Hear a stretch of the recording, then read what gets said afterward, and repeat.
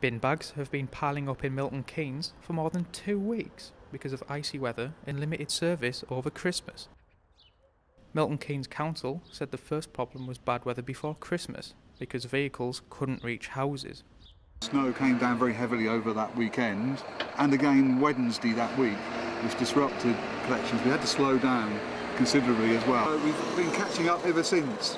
In the last 2 weeks we've caught up effectively. This week we're just running a day late because of this week's bank holiday, and by the end of this week we should all be up to date, weather permitting of course. We asked local residents how they felt after the council received many complaints for not sticking to their Christmas collection schedule. I mean, usually at Christmas they usually come on the day after. It just happened that they come on the actual day, the normal date basically, and it's caught a lot of people out. It looks horrible really, and at the end of the day you feel a bit dirty I suppose at the same time, because obviously your neighbours have some out sometimes and some of them don't, so you know it reflects on you as a person I think as well. Our neighbours are really good at putting it out on the right day, so we said okay, if theirs is out it's got to be the day.